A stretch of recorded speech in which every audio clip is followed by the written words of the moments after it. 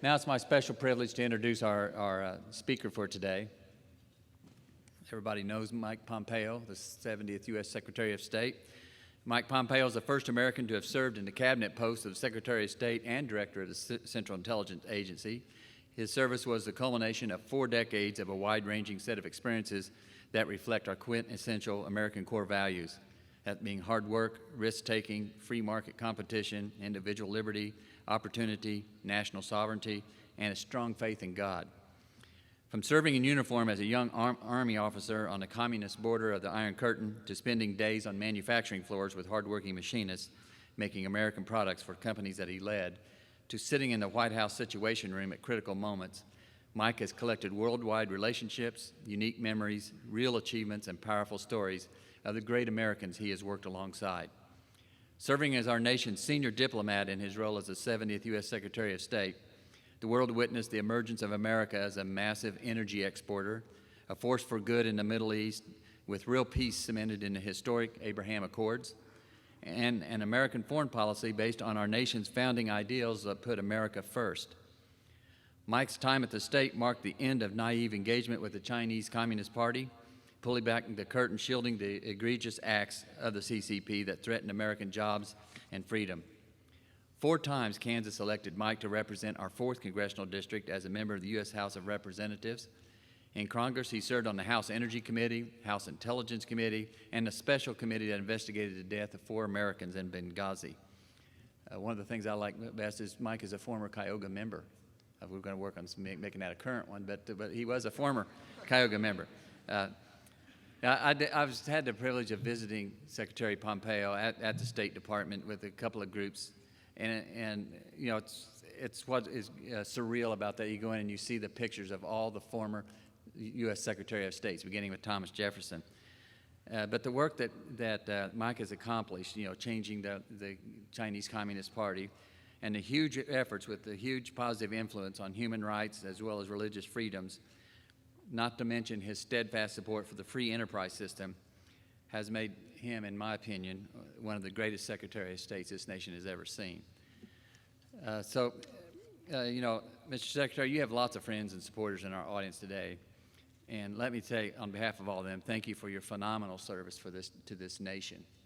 So before he gets up, I have a clip that we're going to show, a video clip, and then we can hear what you have to say. Joining us now with more on Biden's disastrous withdrawal from Afghanistan, but also the disastrous foreign policies of former Secretary of State, Fox News contributor Mike Pompeo. Okay, so we leave our weapons. We beg the Taliban not to take over or hurt our embassy in Kabul, and we're urging the Taliban to think about their role in the international community.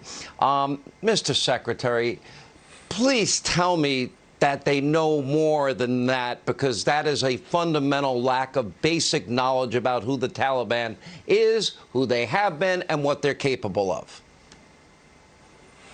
Well, Sean, thanks for having me on the show tonight. It looks at best naive, at worst ignorant. Our understanding of the Taliban was very clear. We had a conditions-based plan for how we were going to get our young men and women back home. We were going to accomplish both missions. We were going to get our soldiers back, and we were going to make sure that this kind of thing that you're seeing happen today could not happen, which is a breeding ground for what could potentially be terror attacks coming from this very place. I'll never forget the president saying, you have 2 missions, Mike. You've got to go deliver. You've got to get these folks out. We've got to have an orderly plan and execution leadership to actually do that. And then second, you got to make sure that we're never attacked from this place. We're now, just a little bit less than a month away from the 20th anniversary of when Al-Qaeda came and attacked our homeland. We never want that to happen from Afghanistan again. And so we'd begun to prepare, Sean. We'd started to withdraw from our embassy in Kabul. I'd issued that set of orders.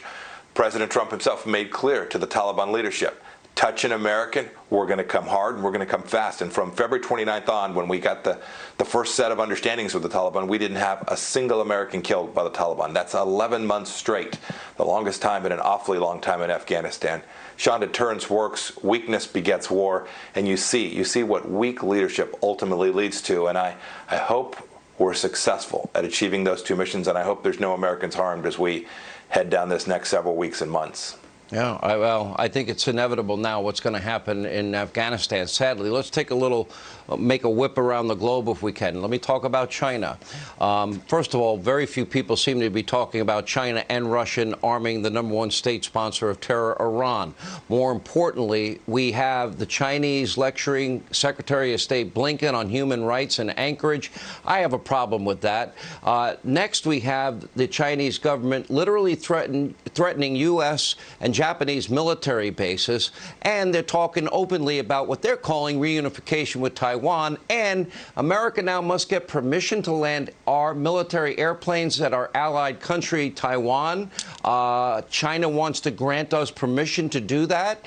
Reunification, is that what you would call the takeover of Taiwan? That's not exactly the words I would use. No, Sean, it's not reunification. Taiwan has never been part of the Chinese Communist Party's place or space or sovereignty. But you see, Sean, by the way, these two are connected. When you have weak American leadership, when there's red lines drawn and you fail to follow through on them, that happened in the Obama administration with Vice President Biden sitting right at his side. When you're not resolved, when you don't have peace through strength like Reagan or the deterrence model that the Trump administration's built out, the Taliban sees weakness in China and Russia. The Russians see weakness with respect to the Taliban and the Iranians and these bad actors, whether it's Maduro in Venezuela. The list goes on, Sean. These folks can sense that America is apologizing, that it is begging the Taliban to get some assistance so we can please get our Americans out of Afghanistan. This is a dangerous understanding to be flowing around the world, and you can see the impact. It's Chinese aggressiveness, it's the Iranians enriching their nuclear weapons. All of the things that you have spoken about are a direct result of America failing to lead and put America first in the way that the Trump administration did. Let me go to Russia. Hostile regime, hostile actor in Vladimir Putin. There's no ambiguity about that. I would argue, and we'll get into more detail, that the Bidens are compromised based on the money that Hunter Biden got and his admission that they have compromising materials, as Adam Schiff said. But let me ask you, so we see the Russian hacks, cyber attacks against this country. Joe Biden then grants Vladimir Putin a waiver to build his pipeline to do a multi-billion-dollar deal with our Western European allies while simultaneously canceling our own Keystone XL pipeline and eliminating high-paying career jobs, and then offers him a summit. And I'm trying to understand why we would reward that behavior. Can you explain it? This is bad national security policy and bad economic policy. Sean, I'm headed this weekend to actually go to Kansas to speak to the Kansas Independent Oil and Gas Association. President Biden's making it impossible for them to keep their employees, to build their businesses, and then he's demanding the tyrants like the Iranians and the Russians, produce oil so that we could buy it from them. This makes absolutely no sense. It's bad for American workers. It's bad for the American economy. It's terrible from a national security perspective, as we had delivered an American energy independence where we were shipping these products, natural gas and oil, around the world. We should be producing at home and exporting, not begging others to import so we can have cheaper gas prices when inflation is running rampant in our own country. Well, giving up energy independence was, now we're begging OPEC to produce more oil. We actually will get to that with Rick Perry in a second. Last question. We know about Obama and Biden's deal with the Iranian mullahs and cargo planes full of cash and other currency. They dropped there. Now we pressure the South Koreans to give the mullahs in Iran $7 billion. Can you think of a good reason why anybody would do that? And as a result, we see even more enrichment of uranium? No good reason. We prevented that very $7 billion from being transferred from the South Koreans to the Iranians for our entire time in office. It was the right thing to do. It put pressure on the Iranian regime. It protected our friend and ally, the state of Israel. It made the Gulf states prepared to enter into the Abraham Accords. Now we're going to try and buy off the mullahs in the same way that apparently we're trying to buy off the Taliban.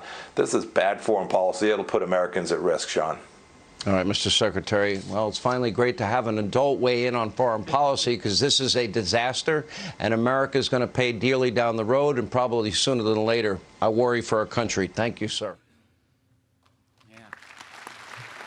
That was excellent. Yeah. Thank you.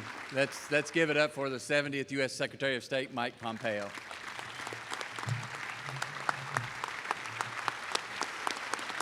Thank you all.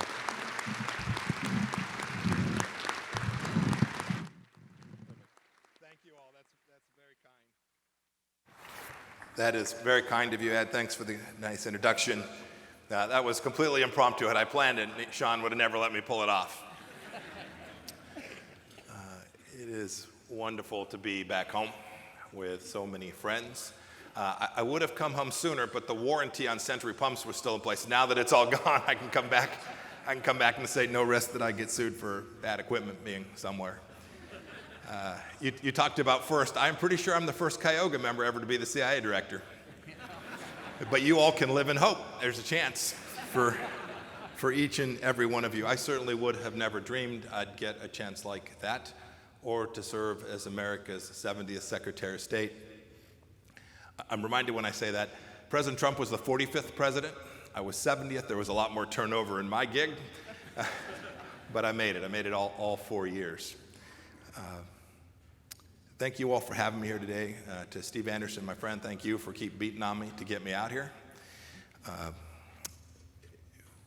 I will talk for a little bit, and then I will take some questions. But there's a handful of things that I want to be sure to share with you about my experiences. Ed spoke to them. It was great, too. That's the first place I've been in a long time that prayed for oil, right? Like, that's a darn good thing. I am back home, right?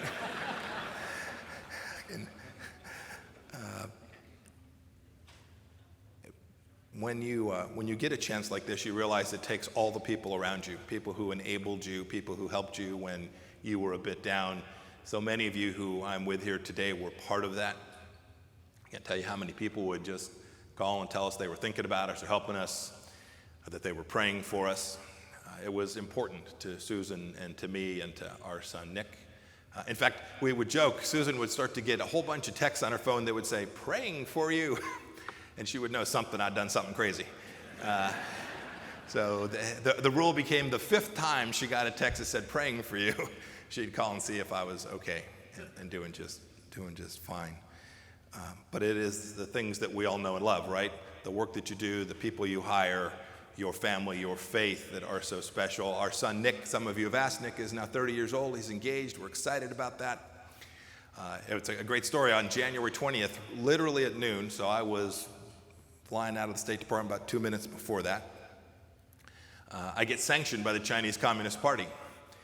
And Nick's fiance, we love her. She's a delightful young woman named Rachel. Rachel calls and says, hey, Mr. Pompeo, they sanctioned the whole family. Am I marrying into that regime of sanctions? So my wisdom to Rachel was, I didn't know, we'll have the lawyers look at it, but you should go to Beijing now before the wedding.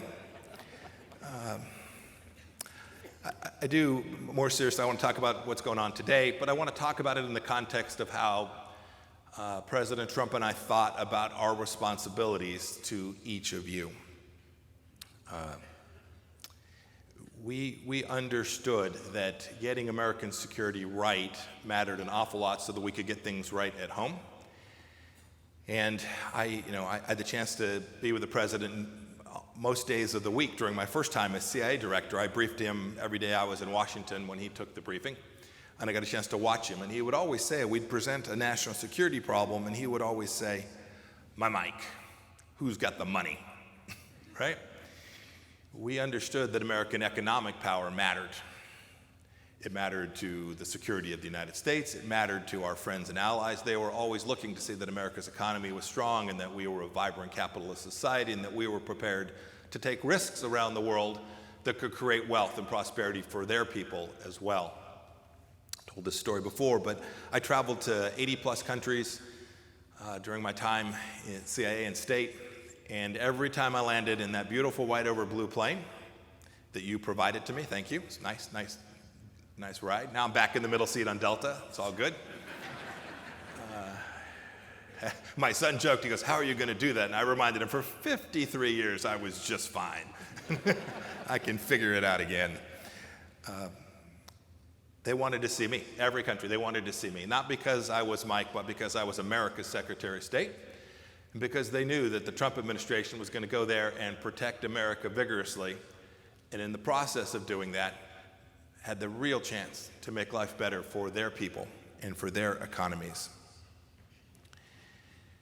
We understood that leading in the world mattered, that economies matter, and that there were people out there that weren't going to be convinced by sweet talk, but by the capacity to demonstrate that there were real boundaries and real limits to the things that we would tolerate, which meant that there was space for things that we would, but there were real limits to the things that we would tolerate, and when someone crossed that line, then we would take action that was commensurate with what we thought the harm was to our own people.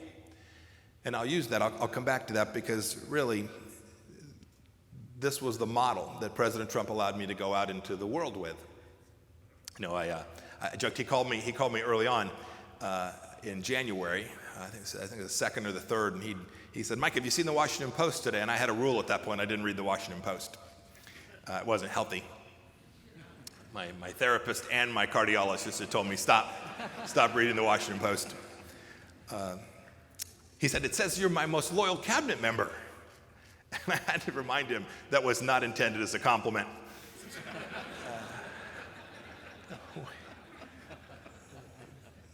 I knew that we had to be completely in sync. As I traveled the world, I had to deliver for the things that the duly elected President of the United States was commanding that I do. Our Constitution required it, and good foreign policy demanded it.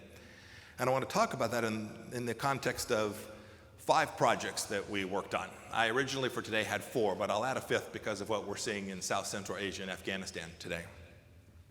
So the first impacted you all directly. I have to tell you, the most grueling 72 hours that I had in my time was when crude prices fell to minus 30. You're saying you all remember these moments, right? Right. Some of you are checking your pulse even as I mention it, right? This was an enormous challenge for the United States of America. They were coming after you all, and we knew this. And so you think about all the places one works in the world. I have to tell you that the State Department was crazy busy, engaged. I slept for just a couple of hours over the course of that weekend. We were trying to convince all of the relevant parties, certain the leaders at OPEC, but as you'll recall, there were about 100,000 barrels in Mexico that had come into play that turned out to be incredibly pivotal. And then, of course, our friends in Russia had something to say about what was going to happen. We'd been confronted with something we'd not seen before, right? An OPEC that was going to produce more crude oil, a virus that had come from the Chinese Communist Party that had shut down the economy, a government in many states that had even shut the governments down further. And we could see the collapse of what was going to be pricing and energy production in the United States of America that would have massive long-term ramifications. You should know, we heard from you all here at KIOGA. I had old friends writing me notes saying, you haven't forgotten us, right? We made clear that there were things that the United States was going to demand, and that there were tools available to the United States in the event that they didn't behave consistent with what we knew mattered for the United States and our economy. The President was engaged, I was engaged, Secretary of Energy at the time, Dan Brulette, was engaged, Secretary Mnuchin, Secretary Treasurer, we were all working. And the good news was we had built up over what was the previous then 3 years, relationships. And I'll talk about this too. These relationships mattered. We had been working in the Middle East. I wasn't making my first call to the leaders around the world. You'll remember not long before that, there'd been this kerfuffle about this horrific killing of a man named Jamal Khashoggi. And I personally, I was pilloried for having continued to build out a relationship with Crown Prince Mohammed bin Salman.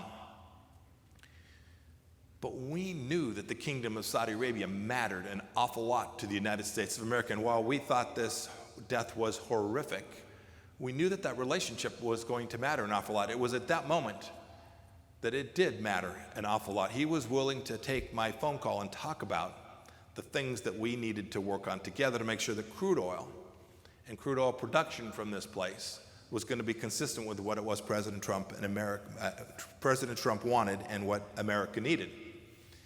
You'll recall too, I'd built up a deep relationship with the leadership in Mexico. We had worked diligently on a new trade agreement alongside them, and we'd found ways to work with them. We had put the hard work in to build out these relationships. The Emiratis, the Crown Prince in the Emirates, we'd worked closely with to try and build out a peace construct, and I'll talk about that some more as well. we had made clear to them that America would be good to its word, and we expected them to do the same. And we ultimately got to a place where within the course of not too terribly long, we found something that looked more like ordinary course or stasis. And then we had only to deal with the demand side of the problem and not the massive supply problem that we were confronted with as well. It doesn't get talked about much, but I consider this among the most important diplomatic successes I had during my time as Secretary of State. But I knew it mattered too because there were very few meetings that I had, either as CI director or for that matter, or for Secretary of State, where energy wasn't at or near the top of my conversations. Whether it was with the Eastern Europeans who wanted us to help build out pipelines and deliver American natural gas, whether it was with the Germans to convince them that it'd be really stupid to let the Russians build a pipeline that would deny Ukraine resources and put Germany at risk in the event that the Russians wanted to do something horribly, terribly wrong. And we shut down the completion of the Nord Stream 2 pipeline as a result of those conversations. We understood that the American economy mattered, that the energy that we produced here was important, and we worked tirelessly to create the conditions to help you all continue to be able to both produce, invest, and support that. We also never started a meeting talking about climate change. I can tell you, I sure didn't. We all want clean air. Sign me up for safe drinking water. But we all know that the American economy and innovation is the thing that's going to protect the health of people all across the world. It's that innovation that has done so far, and I am convinced will do so again. Sadly, the current administration has taken a radically different approach to this. I spent very little time with that Greta woman, and a lot of time with people like you to figure out how we could make sure that we are creating the conditions where you all could do the remarkable work you do that not only improves the lives of people here in Kansas and Oklahoma and Texas, but I can tell you as we electrify parts of Africa and as we continue to make sure that Southeast Asia is supplied with the resources that they need, it is almost certain that that can't be done without American energy inputs. So you should know that this Secretary of State was not only supporting you, but counting on you. 3 other diplomatic work streams that I want to share with you because they fit this same model, a clear understanding of American risk and how to approach it. The very first task I got was actually before I was Secretary of State. I was briefing the President one day as CI Director, and you'll recall at the beginning of the administration, the thing that had been at the top of our mind was the threat from North Korea and their nuclear missiles. President Obama had said this would be the greatest singular threat that our country faced when we came on station. You should know that we didn't blame them, we just fixed it. Anyway, more on that. I was briefing the President one day and he said, Mike, can we talk to we were talking about North Korea and their activities, and he says, can we speak with them? Can we talk to them? And I said, yes, sir, we have a tool by which we can do that. We can communicate with them. He said, good, you should go see them. Roger, sir. So as any good young Kansan, I headed out and went back to my team and said, here's the mission set. We began to build out a plan. I briefed the President a couple weeks later and told him that we, in fact, had been able to reach the North Koreans, that they were interested in the conversation. Potentially, they wanted to know what we were going to talk about and what we were hoping to achieve, but they were prepared to engage. And so just a handful of weeks later, we had worked through that with the President and came in and told the President, Mr. President, I think we're all set. I think we're in good shape. I think in a couple weeks I can actually head over there. And he said, that's great. Before you go, you should call Dennis Rodman.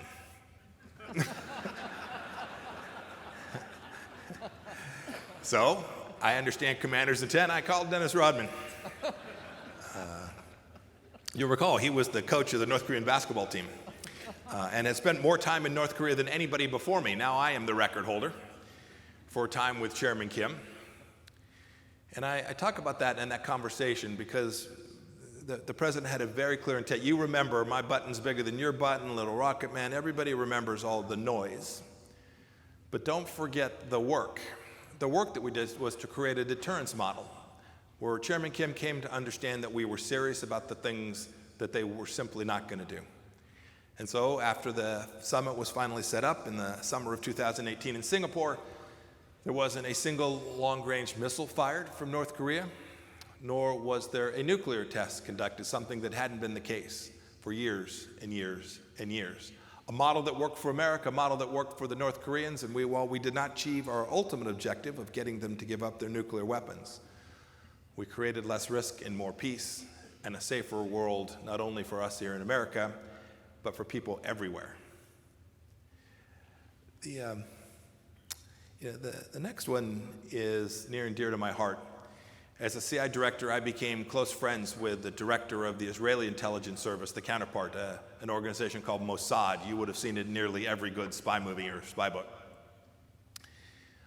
We knew that the most fundamental threat from the Middle East to us here in the homeland, and frankly to the state of Israel, our democracy, our democratic friend in the Middle East, was this most deeply anti-Semitic nation, maybe in the history of civilization.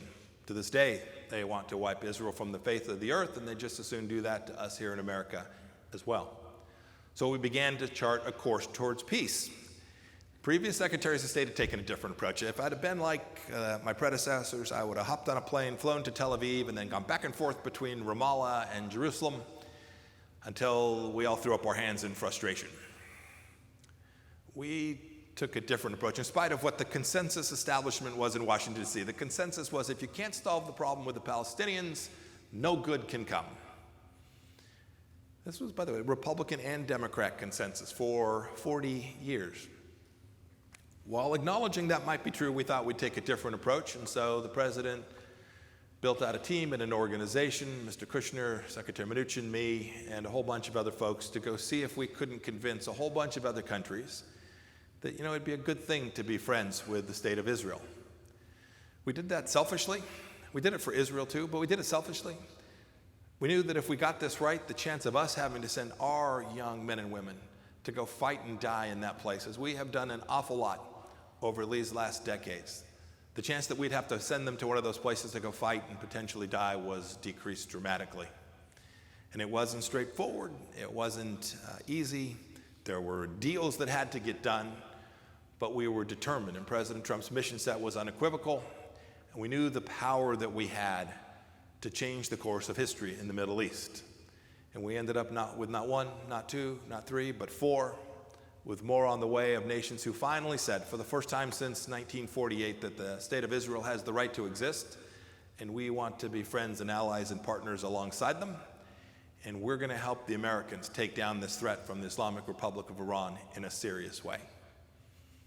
We did this all without starting a war, as they said we would. I remember so vividly Secretary Kerry's famous words, if you ignore the Palestinians, there will be war.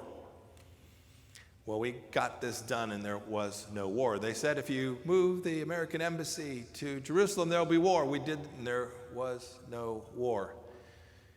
We had a set of leaders that was prepared to break glass and to do the things that would put America at the forefront of how we thought about the world. I'll never forget, I get a call one night from Prime Minister Netanyahu, and we were on the cusp of getting the first two of these done. And he says, Michael, do you really think we're going to get this done? And I'd been in the oil and gas industry, and no deal is done until the check is cleared, right?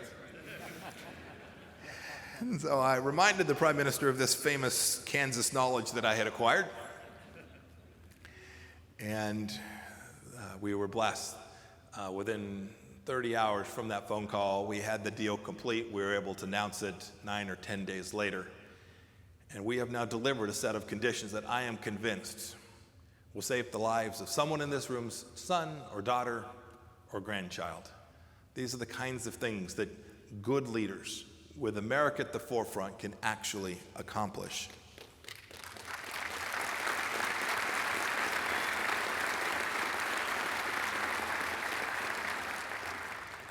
You may remember the president talked a little bit about building a wall. Anybody remember? His mission set was certainly to build a wall, but more importantly to protect American sovereignty, to make sure that we had lawful immigration and not unlawful migration to our nation. It took us a little bit to get there, but we laid out a full-blown diplomatic strategy to achieve that. So we got a couple of executive orders thrown out in court early on in our time, but in the end, The president sent me and the White House counsel, a friend, a fellow named Pat Cipollone. Not all lawyers mess things up. He was a great partner. We were able to convince the Mexican government that it was in their best interest to stop the craziness that was taking place along our southern and their northern border. It was politically difficult for them. It was fraught for them to do the hard work they needed to do at their southern border in Guatemala, along their border with Guatemala. But I showed up with an incredibly powerful backer, a man named President Trump, who made very clear that if we didn't get this right, if we had a certain number of folks cross in no more than just a couple of weeks, that in fact we would take serious action. We would impose real costs. And in the course of what became the next 17 days, we delivered a set of policies that turned off the magnet here in the United States. A magnet that causes the lives and destruction of so many women and children who try to cross this dangerous desert and make their way to this most noble place, the United States of America, at great cost and expense, at an enormous tragedy, and frankly at real risk to the United States of America as well. We know that it ultimately worked. You can just do the math. You can see the numbers. But I'm mindful that we should all remember that this came again because we had a strategy, a theory, and we understood that we made clear to them that we were going to do the things that were going to protect our people. We were going to do the things that President Trump had promised he would do when he campaigned, and we were going to be fearless and accept some risk connected to achieving that. We also, I think of the current cabinet today, right? People talk about elections mattering. Think about the cast of characters that were around President Trump and the cast of characters that are around President Biden today. Just how about the contrast between the two secretaries of energy? Right? One of them actually had been in the energy industry. The other, I'm convinced, needs a dictionary to spell energy. And I'm sure Jennifer Granholm is a really nice woman, but she wouldn't know you. She wouldn't know the things that matter to you. In fact, what you should do when you go home is just pull up the Biden cabinet and ask yourself how many of them have ever signed the front side of a paycheck. It is not going to take you long to get through that list. These things mattered. They mattered in these conversations around the world. I just walked you through 3 different scenarios, and in each one of those, it was the American economy that provided the oomph, the power, the capability for me as the diplomat to go strike a deal and achieve leverage. We had people who had worked in big financial organizations. We had the Secretary of Commerce who'd actually been in the business world. What an odd thing, right? You had a Secretary of State. We had this. Almost all of us had run something. Some of us small businesses, some much bigger. We all understood that was risk-taking and the private sector that could deliver really good outcomes for the United States of America. The last diplomatic conversation I'll share with you is the one that's on your television screens this morning. I was a young soldier an awfully long time ago. I had lots of friends in the military, lots of friends who sacrificed an enormous amount in this place in Afghanistan. We are now less than a month from the 20th anniversary of when we had 3,000 people killed here in the United States, and we have spent 20 years putting an awful lot of our blood and nearly $30 billion a year of your treasure at risk in a place we call Afghanistan. And President Trump in his campaign made very clear to you what his objective was. He wanted out. He wanted our boys and girls home. So 18 months into the administration, when I became Secretary of State, it won't surprise you that one of the first things he said to you is, Mike, I want them out. You need to go negotiate peace and reconciliation between the Afghans. Oh, by the way, make sure we're never attacked from there again either. Or at least that we substantially decrease the risk that something like this could ever happen from those caves in Tora Bora again. So, as I did each time I left, I said a quick prayer to the Lord and went back to my office to begin to work to develop how we might achieve those twin objectives. How do we get our folks home, and how do we make sure that we have the knowledge, space, capacity to prevent a terror attack from emanating from that place? I knew a lot about it. I'd been the CIA director. The intelligence community operates a great deal there in Afghanistan. I was very familiar with the problem set. But we began to develop a strategy. I became the I became the leader of a negotiation team. A fellow named Zal Khalilzad became our lead special envoy who was actually conducting negotiations. But between Zal and Scotty Miller, who was the commander of forces in Afghanistan, who I had known when I was a cadet at West Point, the three of us built out a concept that would have delivered a really good outcome. And so we began to meet with them. I told this story yesterday. It was one of the hardest meetings I ever had. The very first meeting with the Taliban, I flew to Qatar, to their capital of Doha, and I knew I was walking in the room with a man who had killed a close friend of mine. And yet I was on a mission. President Trump had told me these are the things we must do, and so I was determined. I steeled myself, I walked in, and we just laid down what America was going to do and how we were going to think about this. And over the course of a couple months, we got to an agreement about the things we would promise we would do and the things that they promised they would do. And shortly after that, the president got on the phone. I was back in Washington, and the president got on the phone and made clear to them the cost that would be paid if they didn't follow through on the commitments they made. And you can be sure they understood that with lots of clarity. The president couldn't have been any less. You all know him. You all saw him. The president just told him, here's the deal. Here's how this is going to roll. And over the course of the ensuing weeks, they, from time to time, didn't follow the commitments that they made, and we made clear to them that we knew it, and there were going to be real costs. We had structured it in a way that allowed us to draw down from well over 10,000 American soldiers on the ground to just over 2,500 by the time we left in January of the year past. And from that moment, from the time we got that deal done, there was not a single American killed in the course of 12 months. The Taliban understood that if you touched an American, let alone killed an American, indeed, as we had phrased it, if you scare an American, that there'll be real costs. We will come to find you, which was a lot of fun, with sitting there with Mullah Baradar to remind him that I knew exactly where his house was. I showed him the photo. That we knew where his friends were. We knew where his village was. And we were going to hold those responsible for that American accountable. It is sad to see what is happening in Afghanistan today. The fact that, I could go on. The fact that we got our military out before we got our diplomats out makes no sense to any one of you in this room. The fact that we didn't make clear to the Taliban that if they chased us out of town, we were going to chase them back to their town. This is a horrific set of foreign policy, and I must tell you, as I close, it is exactly the opposite of each of the four diplomatic efforts that I just described to you. It is leading with weakness, it is begging, it is apologizing for America. And not only is it a bad idea, it is dangerous, as you can see from what's taking place in Afghanistan today. And it's even more dangerous for what may well happen in Afghanistan tomorrow and next year and 5 and 10 years from now. Because we didn't do the thing we needed. We didn't have the American resolve to use our power, the force that our founders provided to us, our Constitution and our great system that provides and protects our people here. We let the other side believe they could rout us, and they drove a truck through it. You can be sure that Chairman Kim, Xi Jinping, and Vladimir Putin are all watching what's happened in Afghanistan today. And so I pray that we get this right. I pray that the Biden administration figures this out and they begin to behave in the way that we did, to deliver a model that created peace and deterrence and security, and I pray prosperity for this great nation. So thank you for letting me be with you all here today. I am happy. There's some microphones coming around. I am happy to take a couple questions and talk about almost anything.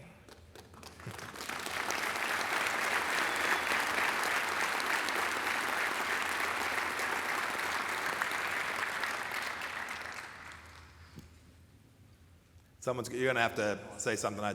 Yes, sir. You got somebody there? No? Where are we at? Great.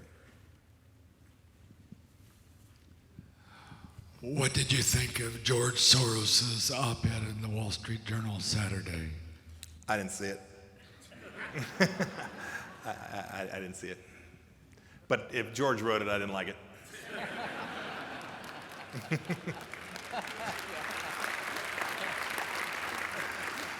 I will read it, and if I change my opinion, I will tweet that I changed my judgment about that piece. So I don't want to prejudge.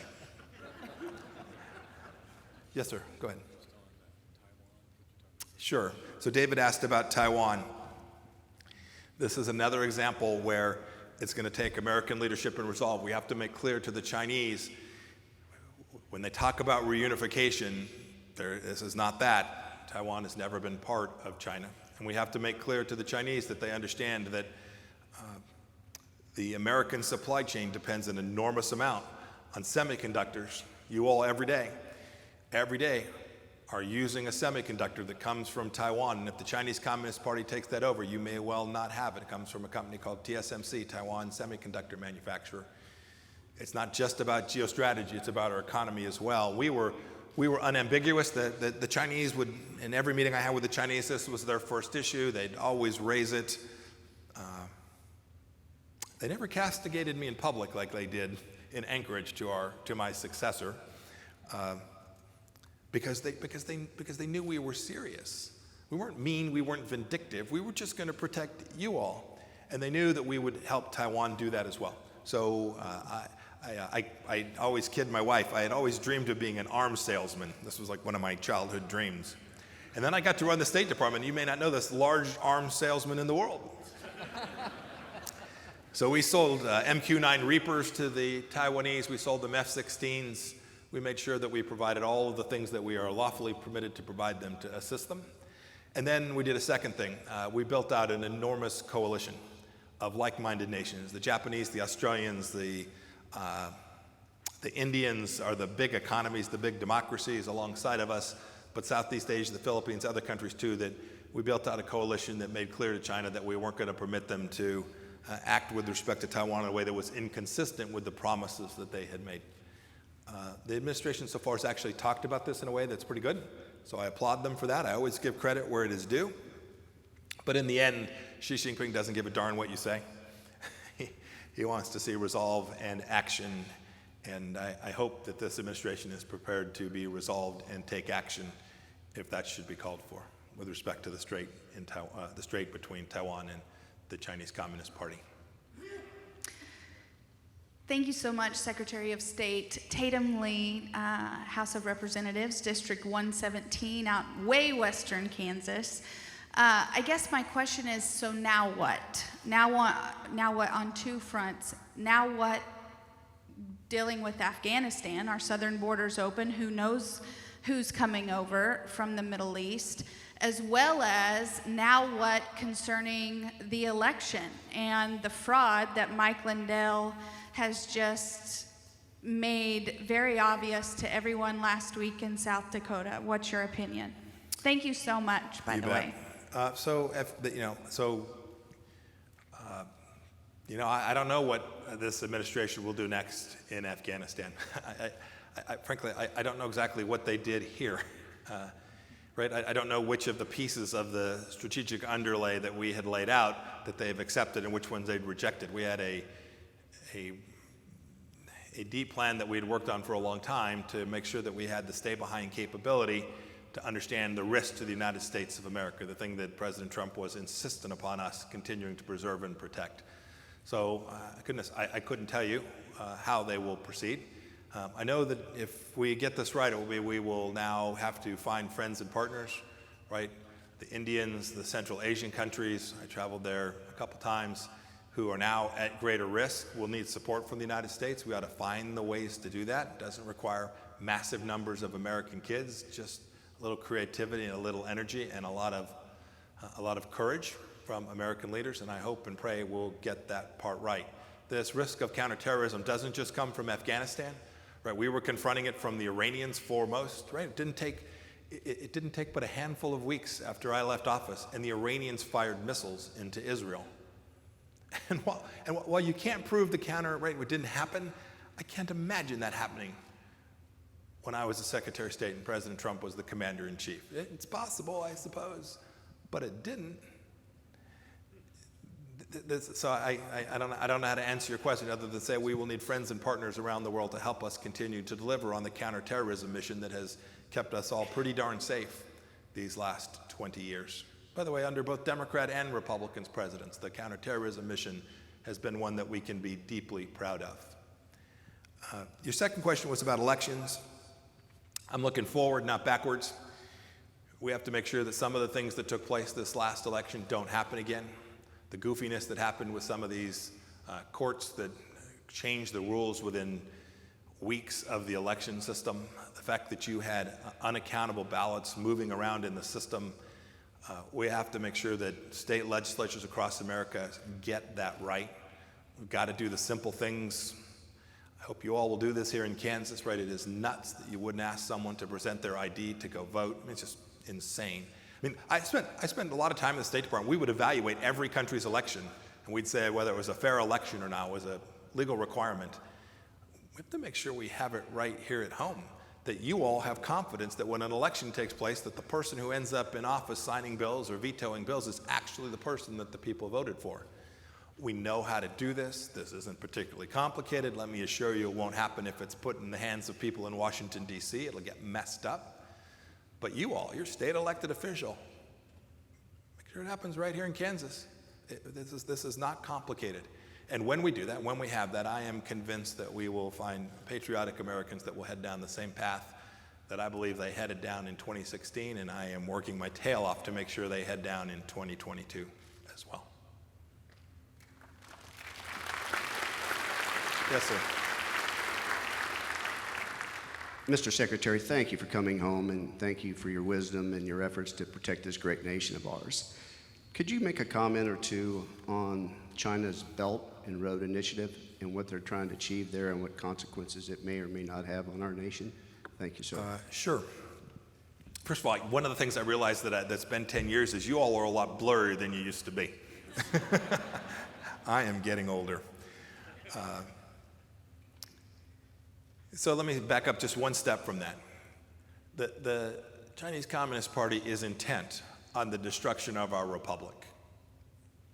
Period, full stop. As a cadet, I learned two things. You only need to worry if they have the capacity and the intent to do you wrong. 1.4 billion people, a massive economy, a significant military missile capability that is approaching unrivaled outside of the United States, and a leader, Xi Jinping, who is intent on crushing us. This isn't about the 900 million Chinese people that want nothing more than to take care of their family and live their own life. It is certainly not about the Chinese Americans who live here, who are great, great people. This is about a communist party. We know communist parties. We took one down with the Soviet Union, and the problem set today is even more complicated than the Soviet Union because we are deeply interconnected with them economically in the way we never were with either Russia or the nations around or inside the Soviet Union, now former republics. One of the tools they use is this thing they call their Belt and Road Initiative. Let's just be clear, it's legalized bribery, right? It's not legal here, but it's legal there. Right, they go to a nation, they say, we'll build your stadium, we'll build your bridge, we'll build your port. Commercial terms, oh, by the way, we're going to bring all our own people in to build it, and we're not going to build anything you'd really want to be in, and it's going to take us 15 times as long as we said, but other than that, it's going to be great. But alongside that, they know these nations can't repay the loan that comes with it, and so they become partners with these countries. And so the Belt and Road Initiative is an attempt to do what Chinese have done in empires previously, which is to build out a system of vassal states that are forced to kowtow to the Chinese Communist Party. Xi Jinping is clear about this. He believes this is the Middle Kingdom. So the middle of what? Right? Well, the middle of the world, where everyone bows at the feet of the leader of China. And the Belt and Road Initiative is among the tools that they use. It's worth spending 1 minute on the other tool that affects us all very closely. It is their information campaign right here at home. The Chinese Communist Party is inside the gates here in the United States of America. We began to address it and confront it. Previous administrations had just looked the other way. American foreign policy on China for 50 years, since Kissinger went to China with Nixon in 1972, the policy was very clear. Sell them more stuff, make some more money. That was American foreign policy with China. And if they cheat and they steal and they dump products here and they build a military and they spy on us, we're going to look the other way because we're making an awful lot of money. President Trump said, nonsense, this is unfair. We've destroyed hundreds of millions of jobs in the United States over the course of those 50 years. And then, of course, they brought a virus here that killed 500,000 of us. This is a serious challenge. We have to confront it here at home. I made the decision to close the Chinese diplomatic operation in Houston, Texas. It was a hard decision. They closed a consulate of ours in China in response. But they were stealing secrets from America's leading energy industry right there in Houston, Texas. And they were stealing secrets from some of our best medical institutions in the state of Texas. And they were stealing secrets from the University of Texas through research grants where they had made it abundantly clear that this wasn't about just goodwill and science, but rather about America actually helping them build out their military infrastructure. You should know, we have 360,000 Chinese students studying in the United States of America in a normal year. I don't know what it is this year. In 2019, that would have been the number. There are 11,000 American students studying in China.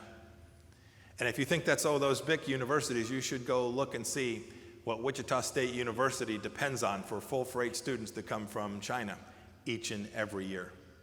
And some of those students may be in the audience today. Some of them, I'm sure, are just great Chinese people. The rest of them work for their spy program. And we have a responsibility to figure out which is which and protect America from each of those threads that make up the threat from the Chinese Communist Party. If we get it wrong, our kids and grandkids will live in a world that is very different, and our economy, the engine, the primary security provider for the United States, will be diminished. The Chinese believe we are a nation in decline. I don't believe it for a second, but I only stand by my position if American leaders are prepared to take on that challenge. I'll take one more. Yes, sir. Mr. Secretary, Mike Bryan, I've known you for a while. Today is a particularly bad day for me. You see, myself and several others of my very close friends, many of you know here, were in the 82nd Airborne during the Saigon evacuation. We were in during that time, but it's terrible the things that are happening in that country now. And yesterday when you relayed that story about your best friend, the last scenario that you put forward here, Ken Morrison and I were talking about that, and we said we could never, ever do anything like that. We'd have been across that table and clobbered, taken him out. But when I was talking to Mike here a little bit ago, Mike said, mission, duty. MacArthur would have said duty. And you brought up a little bit ago the founders of our republic. The last line they said is the quality of the man is we pledge our lives, our fortunes, and our sacred honor. And that's what we have right here in our Secretary of State. Oh, that's very kind. Sacred honor. Thank you, Mike. Thanks.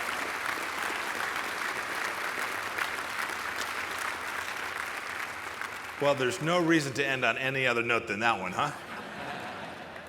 I do have one more thought I would leave you with, and my wife always reminds me of this. So I got up every day for 4 years and read the work that had been done over the previous day, the intelligence book. And for a year and a half, I briefed the president on that info. And for the other 2.5 years, I just went to the office and drank myself. Right? It's dark stuff. There is evil in the world. It exists. There's no doubt about it. And there are bad guys that want to come do harm to each and every one of us. And they want to take down this place. And when I talk about it, it can be a little bit downer. You can head back to your office and go, I think I'm just going to take the rest of the day off. Know this. I got to see every bit of that. I also got to see the greatness of this nation. And I am fundamentally, and to put it in economic terms, I am long on America. I believe deeply that our founders left us something that has never been equaled and never been rivaled any place else in the world. I traveled. I saw some of the other democracies. It's all good. This place is special. When we've been confronted with challenges over time, whether it was the problems of our expansion, certainly the Civil War, when we were confronted with difficulty in World War II, Americans rose up and took on that challenge each and every day. I've watched Americans do that. I'm watching them doing it even as we sit here today. I've traveled to, I think, 40 plus places to help candidates be ready for the election in November of 22. I can't tell you how many people I've had come up to me and say, Mike, you know what they're teaching my kids is garbage. And I'm not going to let it happen. I didn't even know they had PTA meetings, and I haven't missed one in 6 weeks. And I never dreamed that I would run for city council, but I'm going to do that. I'm going to take this time in my life, and I'm going to go fix it. And our school board is a mess. And so my wife's going to go run for school board. I'm watching people all across America respond to these very challenges, these challenges at home, the ones that really risk undermining our republic. And I mention that and close with that because I believe this will happen. I will believe it will happen because several hundred of you came here today to hear about the things that America can do, how we can do it, how we can go out and fight for the things we care so deeply about, and how we can deliver and execute on those things so that we can all continue to live in this special place. So when you see the news and it sounds all bad, or you run into some folks and they're just pretty down, know that there are people like you, there are great leaders who are in the small places. They're pastors, they're teachers, they are school board members, they're sheriffs, they're police officers all across America who are out there working diligently. Support them, help them, and when we do that, whoever confronts us, whatever nation tries to take us down, and whatever forces from within try to undermine this greatest institution, the United States of America, that it's not going to happen, and it's not going to happen on our watch. Thank you all for being with me today. God bless each and every one of you.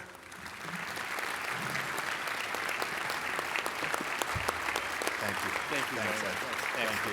Thank you.